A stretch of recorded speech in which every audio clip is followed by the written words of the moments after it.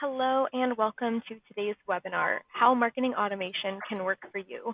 Your presenter, Angie Kubicek, has an extensive marketing background, spending the last decade helping organizations like Yahoo, Panda Express, Cuties, and with a primary focus on media strategy, user experience, social media, branding, content creation, and public relations. So as our Chief Marketing Officer here at Firespring, she works towards helping nonprofits and organizations exceed their goals day in and day out. So she really has so much information and so much insight available with us today to share with you. So we're really happy that you're here and able to join us. So with that being said, I'm going to turn the presentation over to Angie. Hey, Angie. Hey, Julia. Thanks for that awesome intro. It's always kind of fun to hear your bio read back to you sometimes. So I recommend everyone have a friend do it. It's always fun. But thank you guys so much for joining us. I'm really excited to dive into today's topic. Marketing automation is something that I'm extremely passionate about. It's very scalable and just helps you do business smarter. And so I'm really kind of ready to dive into that content. But before we do, something we always do at Firespring is give a little bit of background about who we are in case this is your first time joining us. If you've heard this spiel before, you can tune me out for about another 45 seconds before we really dive into the nuts and bolts of today's content. But for those that may not know, we are based in Lincoln, Nebraska. We have a home office in Lincoln and another office in our Omaha location. And we really kind of love where we're from. We're now calling it the middle of everywhere. And it's this really kind of excellent epicenter of people who are just kind of opening their minds to how businesses should operate with technology and how businesses are really starting to give back to their communities. And so at Firespring, we are what's called a B Corporation. And a B Corp is this benefit corporation, and it's a designation for a business that really commits themselves to being a force for social good. So B Corp companies are not only really focused about growing their bottom line, but also growing their community while they do that. And so at Firespring, we are really kind of honored and excited that we sit in the company of other B Corps like Tom Shoes, Ben & Jerry's, and Patagonia. And something that we're really kind of excited that we get to hang our hat on is that we were Nebraska's first B Corp. So we really helped kind of get the movement going here and are excited to be helping other organizations kind of fulfill that purpose of how do they become a B Corporation. So if you are based in Nebraska or based anywhere in the United States and this is something you're interested in doing, please let me know and I would be happy to connect with you and get you in contact with some team members at Firespring who could help you along that path and that journey. But the way we fulfill our B Corp status is that we use what's called our Power of Three program. And that's where we give 1% of our profits, 2% of our products, and 3% of our people back to the community. And so this is something that is so at the heart of what Firespring is about. You know, we really like to tell our clients and partners that when you're working with Firespring, you're also then giving back to the communities that you exist within. And this is at the heartbeat of all of our team members here at Firespring. And so, and we do that so that way people can go out and be the change makers they are if they're in the nonprofit space. And if they're in the for-profit space, it also allows us to help kind of influence and build that connection point and help people understand how can I bring that type of philosophy into my day-to-day life. But we're not here to kind of belabor that too much, but we are here to talk about marketing automation. And so again, if you have any thoughts today, whether during or after the presentation that you want to hit me with, you can find me on Twitter at Angie Kub or on LinkedIn at Angie Kubicek. But today what we're going to be covering is why you should be automating your marketing automation or your marketing in general and your programs, how to prepare for marketing automation. We'll be defining it to make sure we're all having the same type of conversation and we're all starting at the same point. We'll show a case study of what success can look like, and then we'll go through some action steps and close off with the Q&A. So before I start any presentation, I really like to make sure that we're all working off of the same definition, because if I'm talking about marketing automation and you have a different framework in your head, there could be a lot of cross paths and we don't want that. So marketing automation is really just the technology that manages the marketing process and the multifunctional campaigns across multiple channels automatically. And so really people think of marketing automation and I think they have to reinvent the way they're doing doing their marketing, but really you're just reinventing your process around marketing. And so a lot of people still operate in this world of it's a multi-channel. So you are utilizing each of your touch points in a silo to connect with your customer. But in today's like technology-driven world, we are now really operating in a way where everything is starting to work together. And so the consumer can connect with you in very different levels or at multiple times within one framework. And so this omni-channel approach has made marketing a little bit more challenging because it's no longer this linear path to get to the customer. It's now really robust and kind of all over the place. And so what marketing automation does is it has a process and it kind of pulls your consumer into a funnel and then allows you to deploy the next steps of your campaign in a very targeted way based on the actions or inactions that a customer has taken. So the first kind of in that top graphic, what you're seeing is you're going to have your inbound marketing traffic. So this could be a PPC campaign through email, a direct mail that's going to push people to go to a landing page. That is where your marketing automation software is going to fire. And so from where that the URLs push someone, you're going to have your marketing automation then start to generate targeted campaigns. And then the next level of activity will fire based on that targeted campaign. So it really kind of takes everything and changes that workflow. But marketing automation has a core process. So you have to start with an understanding of your target audience. Then you're going to use that understanding to generate those inbound leads. And then you're going to segment your leads and then do the personalization after the fact. So we're going to dive through what that means. So with marketing automation, you will use what's called a cross-media formula. And so this is where you're going to want to make sure that you're thinking about things all the way through and not just at the different stages of the game. So you're going to want to make sure you have what are called PURLs, which are personalized URLs, and that if you're doing direct mail, that you're using personalized URLs because then it'll help the success of your campaign because you can track that one-to-one behavior. Then you can create custom Facebook audiences. And then before the direct mail delivery, you could develop a campaign that does a little bit of a soft launch. So that way it makes your campaign kind of trigger with less direct mail hits. And then your landing page should retarget. So that's an example of a cross-media campaign. So it has direct mail, it has some digital actions, and then it has a landing page that's going to have retargeting fire based on an inaction of the consumer. So that's a really fast down and dirty way to look at marketing automation is it just kind of will automate that whole process for you. So that way, if you run a soft launch of your campaign with an email, and then based on people converting or not converting, we'll then automatically do the direct mail. From there, we'll automatically fire the landing page. From there, then automatically fires your retargeting. You as the marketer only had to do the setup play. So that sounds like a lot and probably really overwhelming. So now we're going to take a pull back and we're going to walk through this in a little bit of a slower fashion. So why marketing and automation matters. One, time is our enemy. So in today's ever-connected world where people have a smartwatch, they have their phone in their hand, their TV on, at any given point in time, someone could be in front of 4 or 5 screens, which is just like incredible. And so because of that, we know that it takes a minimum of 7 to 8 touches to get someone to even remember your marketing campaign. So now you have to have not only really compelling creative, but you have to have that frequency to get in front of somebody, which takes a lot of time. And I don't know about you guys, but as a marketer, we don't have time. We need to get to the point as quickly as possible to our end user. And we need to find ways to make our time as efficient as possible. And this is where marketing automation is going to be incredibly powerful for you. So this is what we know is people want personalized marketing messages. It's becoming like table stakes. People are expecting it. And this is for the for-profit and the nonprofit world. I was on a webinar earlier today where someone asked me, does this still matter for nonprofits? And yes, it always matters. Nonprofits, your constituents, the people that you're either asking to be a donor or asking to be a volunteer, they expect from you the same things they expect from their for-profit businesses. So you have to get your mindset gearing in this way.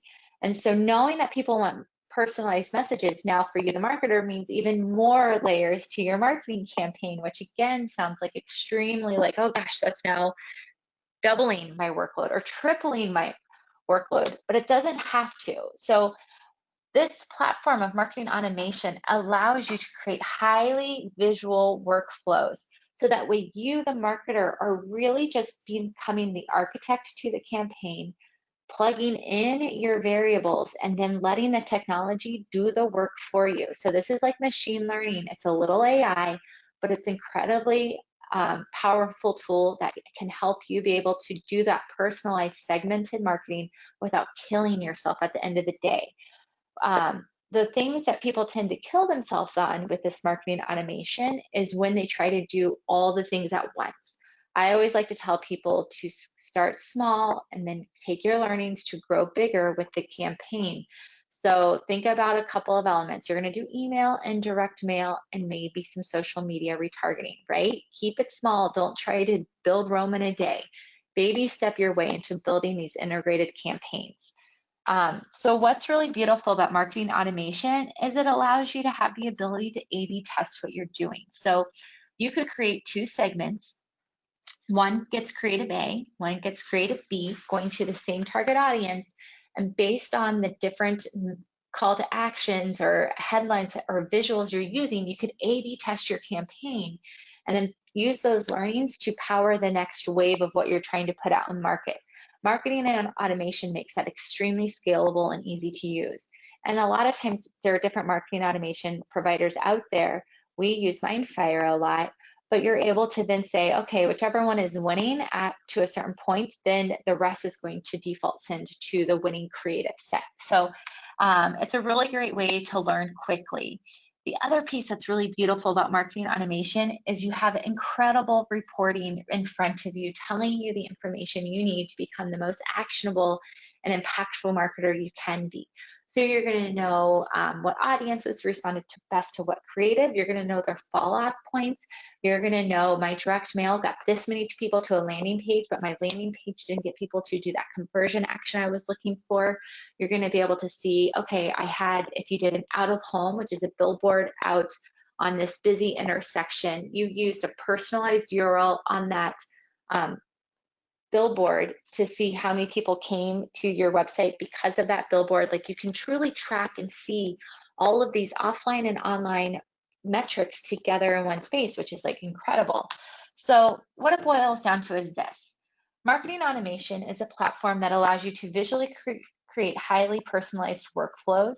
You can orchestrate or architect your media like direct mail, email, and social all to work together versus you having to be like, okay, direct mail dropped on Monday, so that means on the following Tuesday, I need to remember to send the email.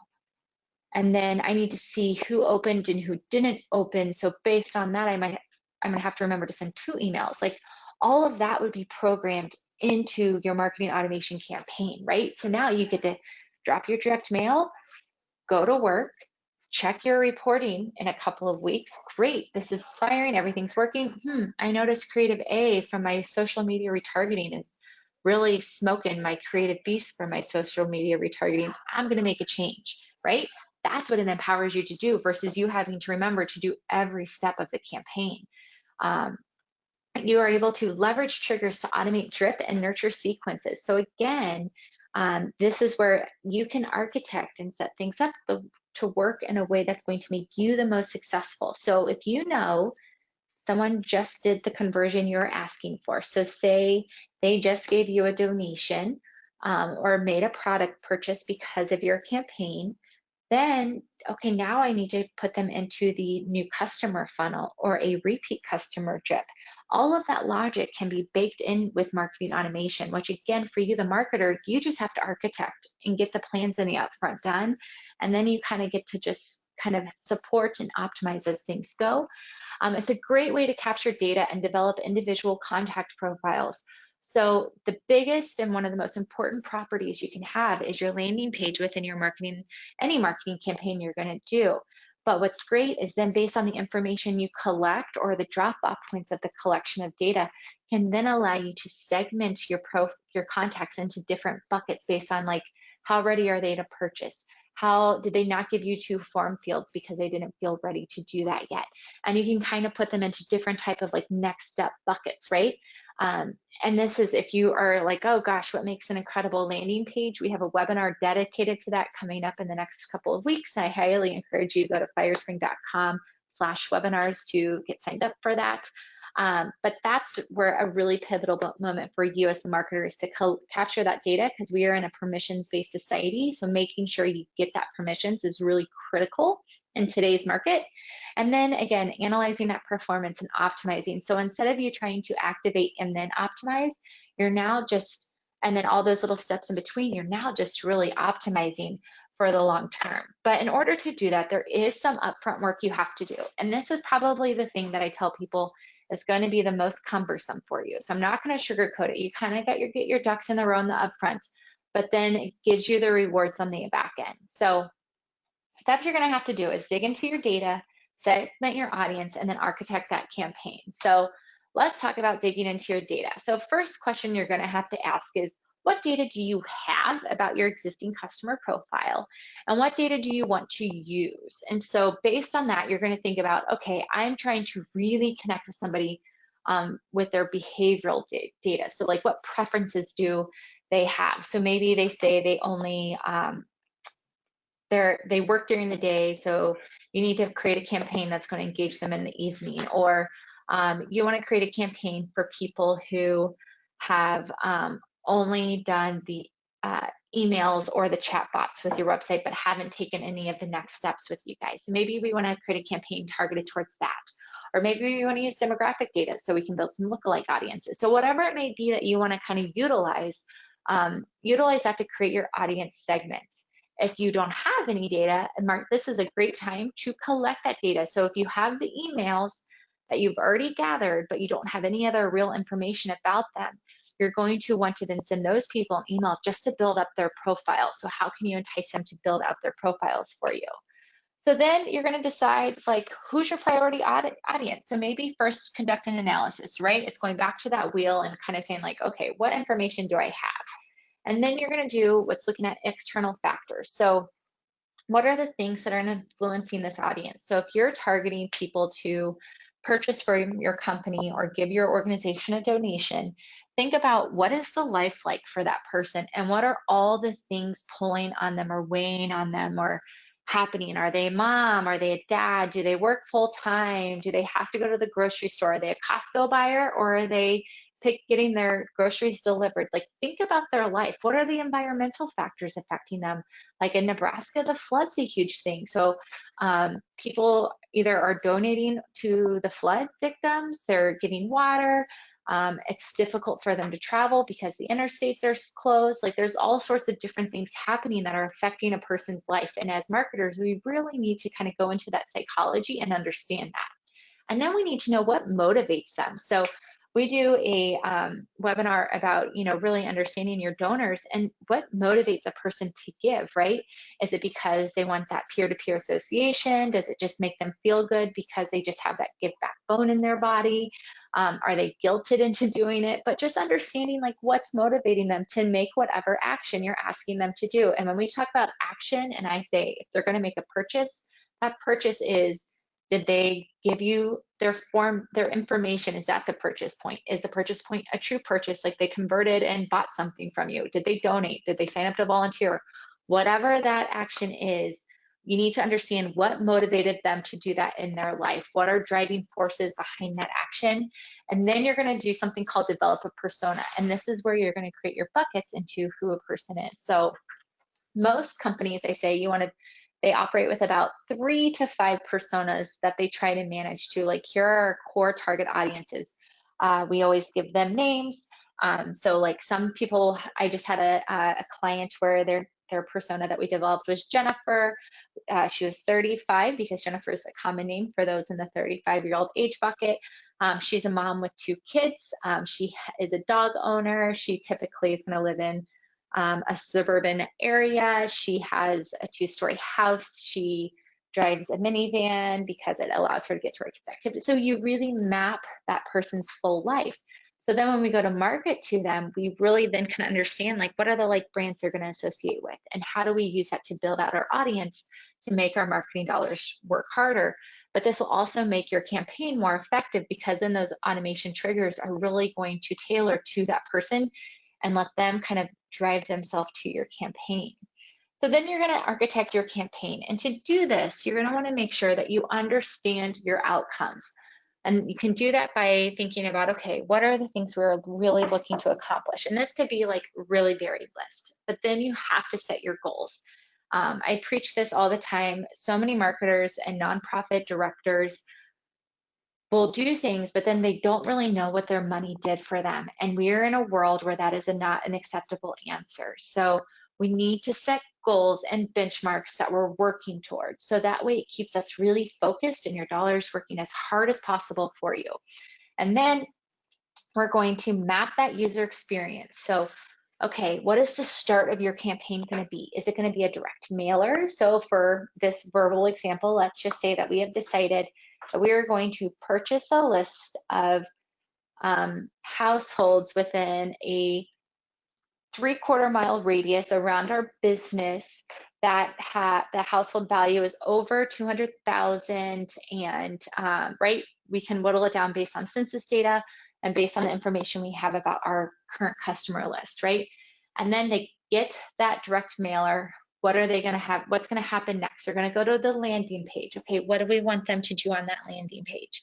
Once we understand what we want that page to do, next we're going to go to what happens then if they complete the desired action. What happens, right? We need to answer that question and continue mapping. What happens if they come to that page but do nothing?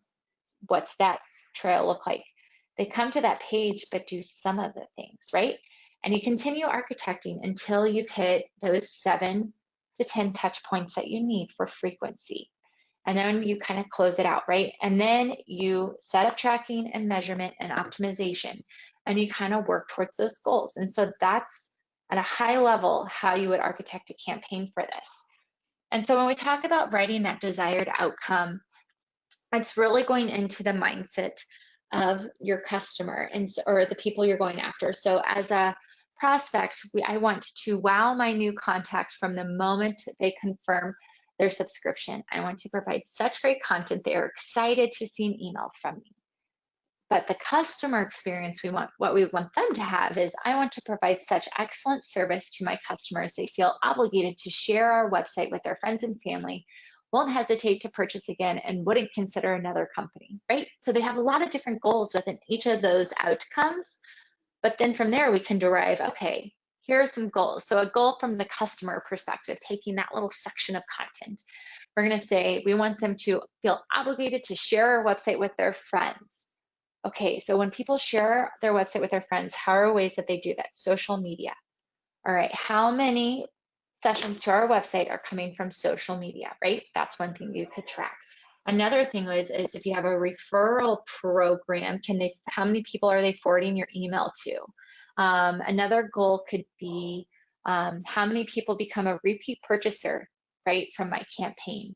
So those are the type of things that you can kind of watch, like how many times are they purchasing a year? Those are true goals that you can go to. Some more goals that we can talk about are, so that there's that increasing order frequency, growing your social media following. Maybe a goal for you is you need testimonial content so you can have a really strong landing page, and you can use that throughout your social media and your website. Having conversions, maybe it's building trust, so getting people more willing to give you their information, increasing your average order value. So AOV is really critical to a lot of businesses. A nonprofit, your AOV is what's your donor value. How much are they giving every time? Your goal should be to increase that. If you're a company, are they buying the higher ticketed item from you? Are they buying more items from you at a time? Like, all of those things can be goals that you will track to, that will grow you to your business goals. And then mapping your user experience. So this is where you need to think about that channel game. Like, what channels do you want to use? Direct mail, social, display, PPC, organic, email. Like, you need to think about that from the full round robin at the beginning.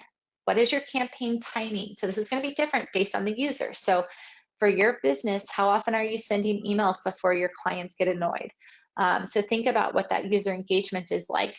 over time. And so like if your direct mail is going to drop on a Monday and you're sending it local, that means that they're going to have your direct mailer at least by Thursday, maybe Friday.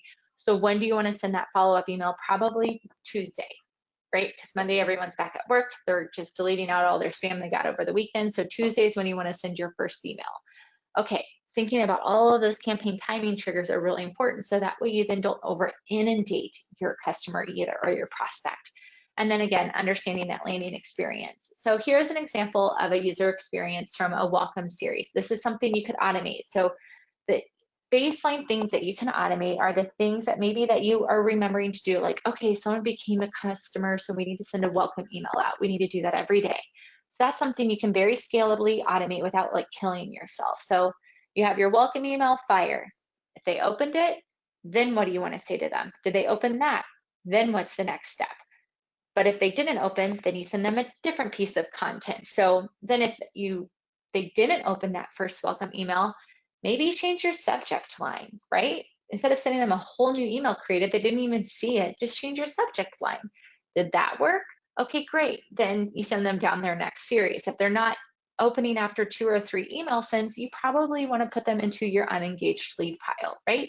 So it allows you to then auto reject people who really aren't truly interested in taking that next step with your business, and think about the time that could save your sales team, right? So these are triggers that you can automate that aren't even necessarily marketing, but they're just like external marketing. But these are just like, okay, I became a lead, now what? Those are elements you can very scalably automate to put your toe in the water of like what this technology could mean for you. And then you want to measure your KPIs. So like when we think about that last example, what is the open rate of your emails? What subject line is working best? What about your link click? So you're going to want to track all of these. And hopefully what our marketing automation does, because you're more focused on optimization, is all of these metrics improve over time. And that's the end goal. So then those just become things that you don't even have to stress about. Once you get your campaigns and marketing working at a level that is just firing on all cylinders, you don't even have to worry about optimizing them except for maybe once a quarter, because you know you've built a successful campaign. So let's talk about what success can look like for you. So again, people's consumption habits have changed. And so this is a case study from a partner of ours, so Mindfire is who we use for marketing automation, and they just have a smattering of examples. And so this is a client that uses Mindfire that NC State Student Aid Association is just what they call the Wolfpack Club. It's a nonprofit organization that gives support to the student athlete scholarships and the athletic facility. So their biggest issue is that their funding from charitable donations and membership fees from alumni, friends, and fans had kind of started to dwindle. And so they needed to put together a campaign and an activation that was really going to get people excited. So with any campaign, you have to have something that, again, connects to the motivators and desires and the things that interest your audience, right? So what did they know? They knew that their people were into the athletic realm. So they kind of had that going into it. So then they set some really like hard objectives.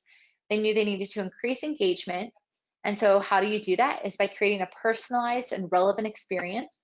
They needed to increase member renewal rate. So this would be like, what's your number, increasing order value, and then increasing the average donation value per member. So not only get them to more people to convert, but then increase that AOV. So they had some pretty specific, what I call business goals to their overall nonprofit association.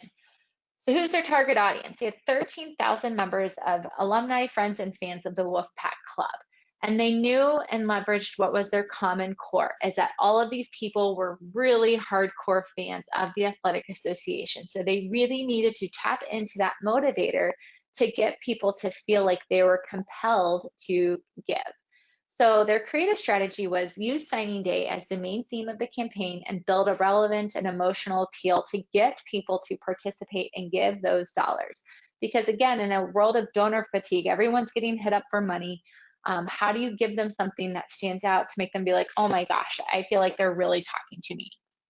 So the thing that they did is, after they came up with their creative campaign concept, they built out the architecting of their campaign.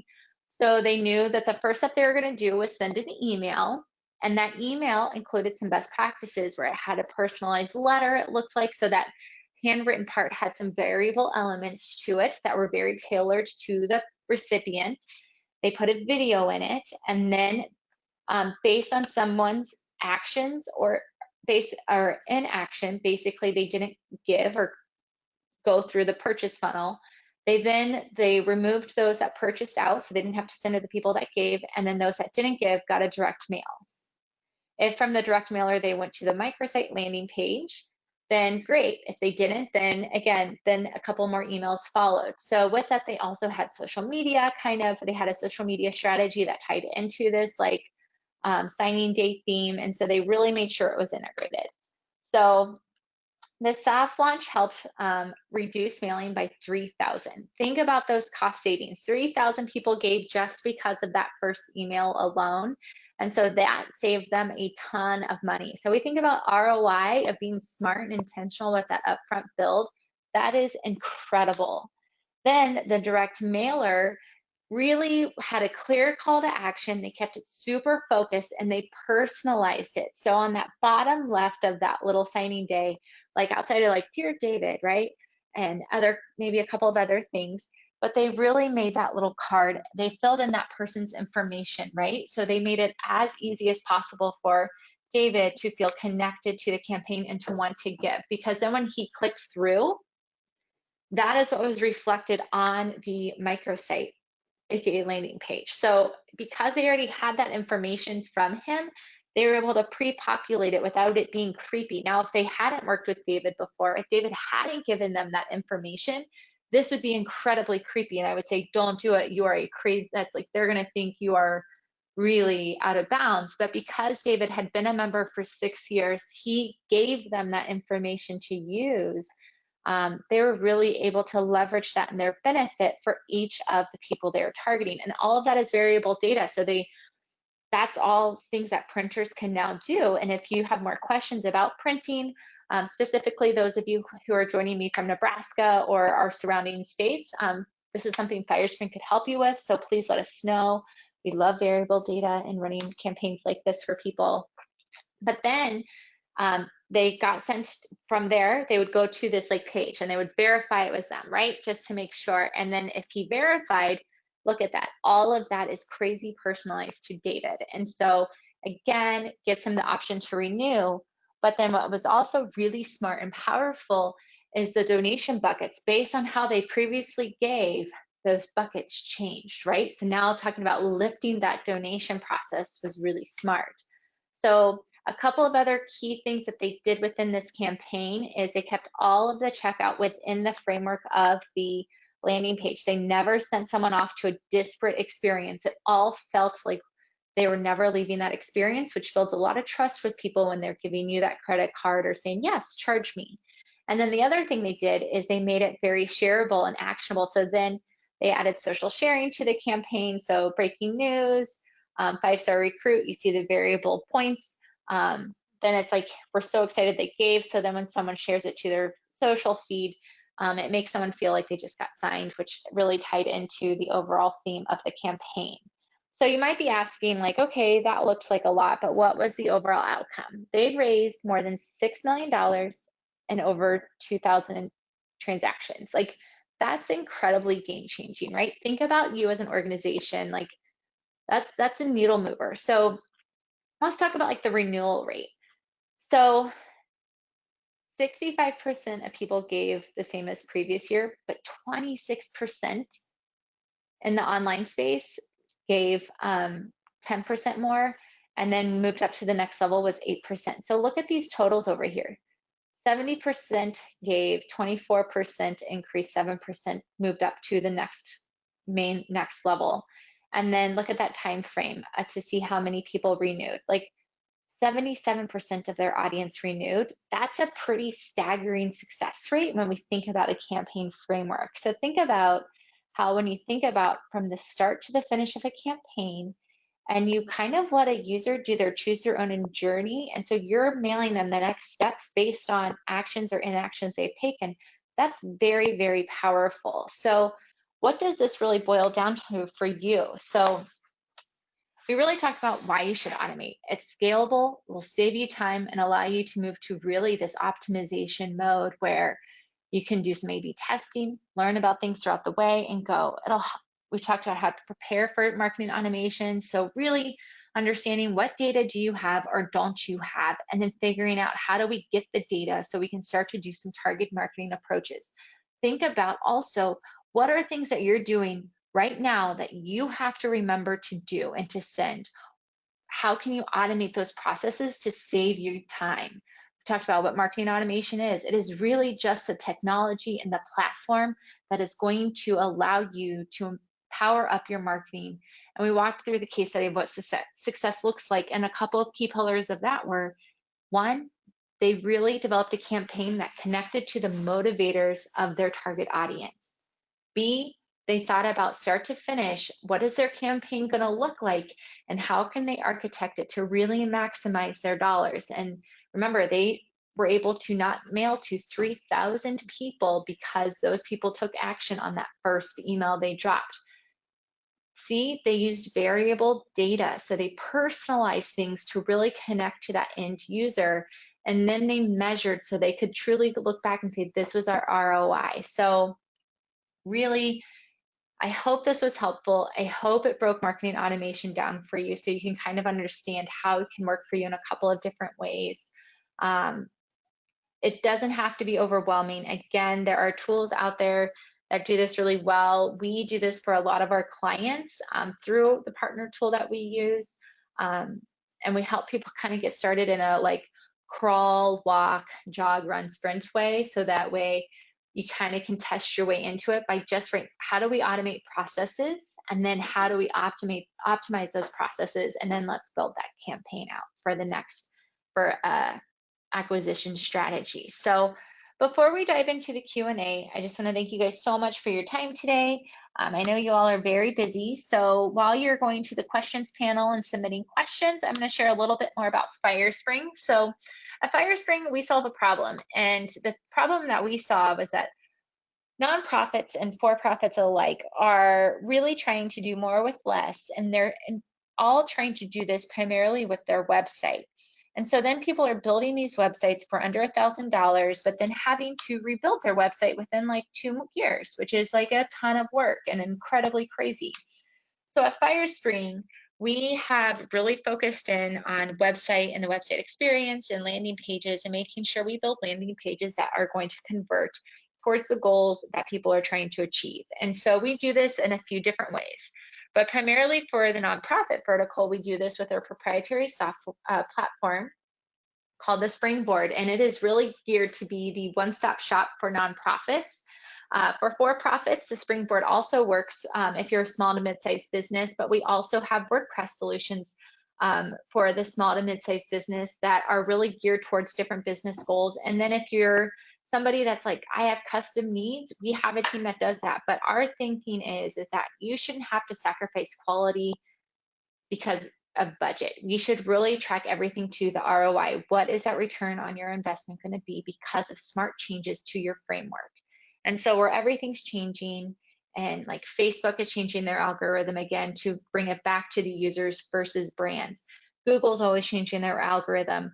All of those things, you can't give them the control of how you engage with your constituents. Your website is the one spot where you can really control that user experience and that brand experience and those connections. So our goal is to keep people within your website as long as possible so you can grow and cultivate those relationships. So we are big fans of CMS, content management systems, so you should be able to be free of gatekeepers of your content. Our proprietary platform then offers people that CMS, email marketing. It has event registration, blogging tools, landing page templates that are geared and designed already for best practices. We do the search engine optimization setup. It collects online donations. It has a fundraising boot camp. And then, of course, our legendary support and training team. This is a differentiator for Firespring, is they really have their clients' backs. They look to find a better way to make them more successful. And so when you pull all that together, what you have at Firespring is we have this nonprofit website builder that is then powered and supported by, we have a strategic marketing team, and we have a creative shop and a print shop. So we're able to really kind of think about all the facets of someone's marketing needs and make sure that we're providing the best recommendations. And so either we can be that one-stop shop agency for you, we can be your website provider, or we can really just kind of be that consultant to help you along the way. If you're thinking my website is not where it needs to be to make a marketing campaign successful, my landing pages are nowhere as flexible as I need them to be to allow for personalization to make a killer marketing automation campaign, please let us know. If you sign up for a demo before the end of the month, pretend that doesn't say May 31st, pretend that actually says June 30th, and you'll get a month free, and you can do that at firespring.com demo. But if you're like, no, my website's amazing, I just need to keep cultivating my learning and growing and my abilities in marketing, please check out one of our other webinars. We're constantly putting out new content. If you have something you're curious about learning, please let us know, and we'll get some content together potentially for that. So you can discover all of our other webinars at firespring.com/webinars. And with that said, Julia, do we have any questions?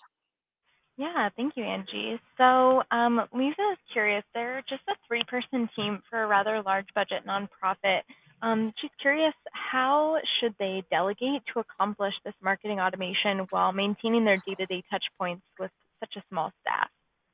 Yeah, so I would take maybe like, what are your smaller campaigns that you guys are already doing that aren't automated today? So think about a re-engagement thing that goes out to your donors, or newsletters that are firing, or different touch points that maybe you can automate to then take that workload off of your plates. I would get those moments automated as quickly as possible. So think about when people can go and sign up for something on your website, what is that automation that fires after that touch point? And then I would think about like, okay, we have an upcoming appeal. You're already going to be planning that campaign. You're already going to be thinking about, okay, we need to be on Facebook. We need to email them. Just give yourself a handful more hours in advance to kind of map it, because you're probably going to be doing all the things we talked about. Now it's just getting it plugged in, so it just automates for you. So it's kind of just probably layering on just a handful of more hours to get the setup done. Perfect. And then also, how would you go about finding the best automation process or system for an organization? So I would say there's a couple ways to do this. So I would look and see who your current email provider is and see what do they offer. Most email marketing platforms offer some sort of automation. Now, the great news is you're already probably paying for it, I guess, if you want to consider that great news. The bad news is that a lot of them are only limited to email automation. So then if you're looking to expand that, there are a couple of other tools out there. We've selected to work with Mindfire because we can also then track our offline and online worlds. And as a print shop, and I'm not just saying this because we are a print shop, but direct mail is incredibly important. And I think it was Ad Age or Ad Week this week just said how print is not dead. And so we think it's really important that that online and offline world and that reporting all merge together. And so that's why we picked Mindfire. But I know like Pardot, Salesforce, HubSpot, and a couple of others all do drip campaigns and marketing automation, but they just don't really connect to those offline elements as well. Wonderful. Thanks, Angie. Well, that's all the questions that I have on this end. So I will just toss it back over to you to wrap us up. Awesome. Well, thank you guys again so much for joining me. I hope this at least gave you 1 or 2 action items that you can take back and apply to your day today to maybe help free up some time by automating a couple processes, or got you thinking about how can you automate your next appeal or campaign or marketing strategy you're about to put out. Just remember to please fill out the survey at the end of the session. It always helps us make sure we're providing content that's useful and actionable for you. It also allows me to improve, so I can make sure that if you're going to spend time with me, that it's content that is in fact moving you forward and not just you saying, okay, that was not super helpful. So I always enjoy the feedback. And then after that, then you'll get a copy of the presentation and the recording of this session. And if you guys don't hear it enough, thank you guys so much for joining me. For those that are in the nonprofit space joining us today, I appreciate you for being the change makers you are. If you're in the for-profit space and you want to hear more about, the do more good kind of way and how businesses are changing to be more about that community impact, please connect with me. And I hope to connect with you all either on Twitter at Angie Koob, on LinkedIn, or under the Firespring handle.